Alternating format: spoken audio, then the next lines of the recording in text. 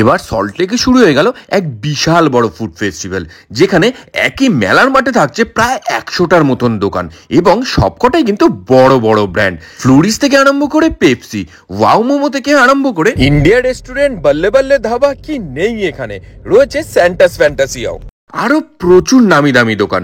সমস্ত খাবার দাবারই পেয়ে যাবেন আপনারা এই মেলার মাঠে আসলে। আর এই মেলাটা হচ্ছে কিন্তু সল্টলেক বিএফ গ্রাউন্ডে, যেটা চলবে 24 থেকে 29শে ডিসেম্বর পর্যন্ত।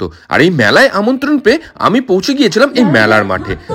সবাই এখানে উপস্থিত রয়েছেন এবং এনার নাম বা এনার ভিডিওস যে দেখিনি এরকম কোনো ব্যক্তি এখানে থাকতেই পারে না। সো এই মেলার প্রধান অতিথি ছিলেন শ্রীমতী ডোনা গাঙ্গুলি, অম্বরীশ ভট্টাচার্য এবং মেলার প্রধান উদ্যোক্তা শ্রীমতী ইন্দ্রাণী দত্ত এবং বিধাননগর মিউনিসিপ্যাল কর্পোরেশনের চেয়ারম্যান সব্যসাচী দত্ত। অনেক ধন্যবাদ ওনাদেরকে এত সুন্দর একটা ওয়েলকাম করার জন্য। এই মেলায় না গেলে জানতেই পারতাম না অম্বরীশ দা এত সুন্দর গান গায়।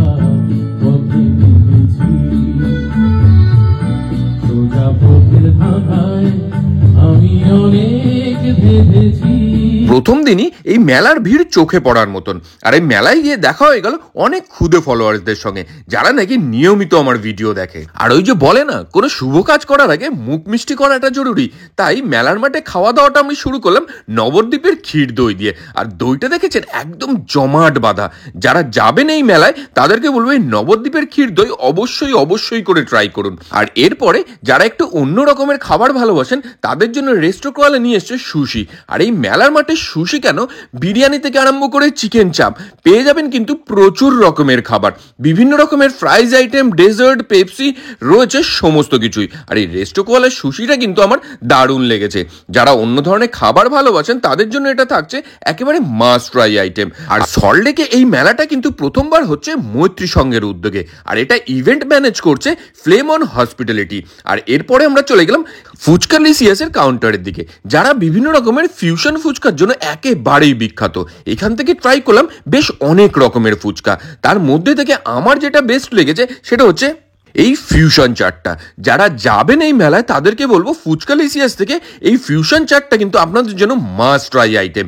আর এছাড়াও বিভিন্ন রকমের ফুচকা তো থাকছেই, আর তার মধ্যে টক জল ফুচকাটা কিন্তু একেবারেই ইমোশন।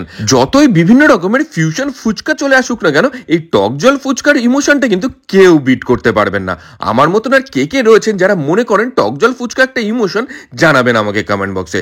আর এরপরে আমরা চলে গেলাম ওয়ে বাল্লে বাল্লে ধাবার কাউন্টারের দিকে, যেখানে বিরিয়ানি থেকে আরম্ভ করে বিভিন্ন রকমের কাবাব সমস্ত কিছুই পেয়ে যাবেন আপনারা এখানে। আর এই মাটন বিরিয়ানির মাটনের পিসটা দেখুন, লম্বা একটা পিস এবং তার মধ্যে চর্বি থলথল করছে।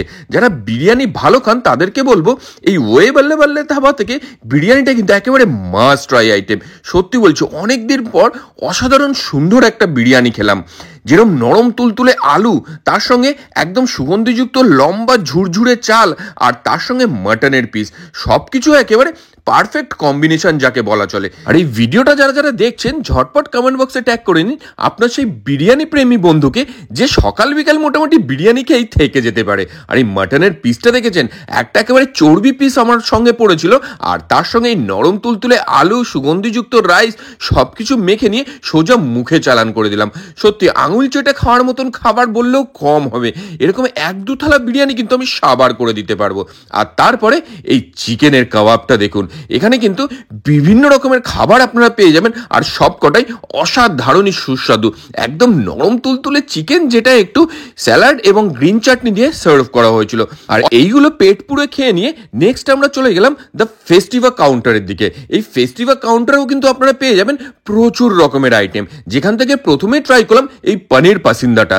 পনির পাসিন্দাটার ভেতরে দেখুন পনির একেবারে ভর্তি রয়েছে, ওপরের কোটিংটা একেবারেই পাতলা। যারা ভেজ আইটেম ভালো খান তাদের জন্য এটা কিন্তু মাস্ট ট্রাই আইটেম। আর এরপরে যেটা ট্রাই করলাম সেটা হচ্ছে বাসন্তী পোলাও এবং তার সঙ্গে মাটন কষা। আর আপনারা যারা আমার ভিডিও দেখেন তারা জানেন যে এটা আমি কতটা ভালো খাই, কিন্তু এটা খেতে গিয়ে একটা বিশাল লস হয়ে গেল। মাটনের বড় পিসটাই একদম পাত থেকে গড়িয়ে নিচে চলে গেল।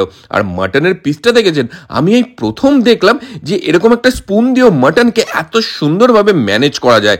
মাটনটা একেবারে নরম তুলতুলে ছিল, চামচ দিয়ে আলতো করে টানতেই বেরিয়ে চলে আসলো। আর দ্য ফেস্টিভ্যাল থেকে এটা কিন্তু মাস্ট ট্রাই আইটেম, যেটা হচ্ছে একটা ফিশ রোল।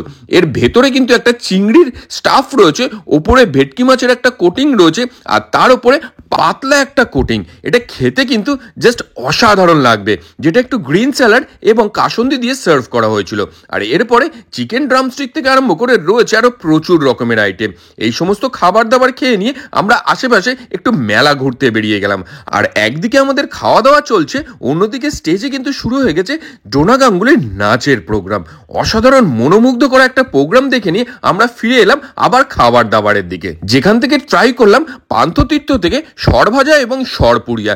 এখানে কিন্তু কেশর সরপুরিয়া থেকে আরম্ভ করে নলেন গুড়ের সরপুরিয়া, এগুলো কিন্তু আপনাদের জন্য থাকছে একেবারে মাস্ট ট্রাই আইটেম। আর এই মেলায় যারা যাবেন তারা কিন্তু হাতে সময় নিয়ে যাবেন, তার কারণ এত বড় মেলা ঘুরে দেখতে সময় লেগে যাবে। এরপরে আমরা চলে গেলাম ইন্ডিয়া রেস্টুরেন্টে কাউন্টারে, যেখানে সামনে গরম গরম কাবাব ভাজা হচ্ছে।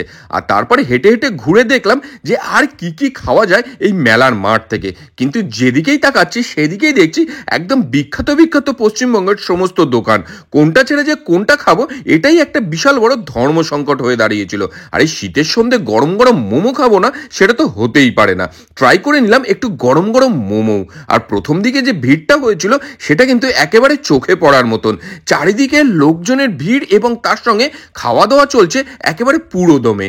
এরপরে আমরা চলে গেলাম কেবিন 17 এর কাউন্টারের দিকে, যেখান থেকে প্রথমেই ট্রাই করলাম বাফেলো উইংস। আর এই উইংসটা দেখেছেন একদম চকচক করছে না কেমন, দেখেই যেন লোভ লেগে যাচ্ছে। টেক্সচারটা এত সুন্দর হয়েছে। আর এখানকার মাস্ট ট্রাই আইটেম কিন্তু এখানকার কফিগুলো। যারা কফি ভালো খান এবং মেলায় যাবেন এই শীতের সন্ধ্যে, এখান থেকে কিন্তু কফিটা আপনাদের জন্য একেবারেই মাস্ট ট্রাই আইটেম থাকছে। আর এই ভিডিওটা যারা যারা সল্টলেক এরিয়া থেকে দেখছেন, ঝটপট কমেন্ট বক্সে একবার আই লাভ সল্টলেক লিখে দেবেন। আর যদি সল্টলেকে আপনার বন্ধু বান্ধব আত্মীয় স্বজনও থাকে তাহলে অবশ্যই তাকে কমেন্ট বক্সে একবার মেনশন করে দেবেন। আর এই মেলায় গিয়ে যেটা বুঝতে পারলাম, যত বেলা গড়াচ্ছে, যত সন্ধে গড়াচ্ছে, মেলায় কিন্তু মানুষের ভিড় ততই বাড়তে শুরু করেছে। একেবারে থিক থিক করছে মেলার মাঠে ভিড়। প্রথম দিনে এত ভিড় আমি আগে কখনো কোনো মেলায় দেখিনি। চারিদিকে চলছে খাওয়া দাওয়া এবং বিশাল আনন্দ অনুষ্ঠান, তার মধ্যে স্টেজে চলছে বিভিন্ন রকমের প্রোগ্রাম। সবকিছু মিলিয়ে একেবারে জমে উঠেছে সল্টলেকের প্রথমেই টক ঝাল মিষ্টি ফুড ফেস্টিভ্যাল। আর শুধু মেলার মাঠই নয়, এই মেলার আশেপাশেও কিন্তু সেজে উঠেছে সুন্দর আলোকসজ্জায়। মেলার মাঠের এক প্রান্তে ক্রিসমাস ইভ উপলক্ষে সাজানো হয়েছে আলাদাভাবে একটা জোন, সেটা দেখলাম একেবারে সেলফি জোনে পরিণত হয়েছে। আর এইসব কর্মকাণ্ড ঘুরে দেখতে দেখতেই দেখলাম স্টেজে শুরু হয়েছে বস্ত্র বিতরণ অনুষ্ঠান। সুতরাং দেরি না করে এই ফেস্টিভ সিজনে আপনিও বন্ধু বান্ধব আত্মীয় স্বজন নিয়ে ঝটপট ঘুরে আসুন সল্টলেক বিএফ গ্রাউন্ডের এই টকঝাল মিষ্টি ফুড ফেস্টিভ্যাল থেকে।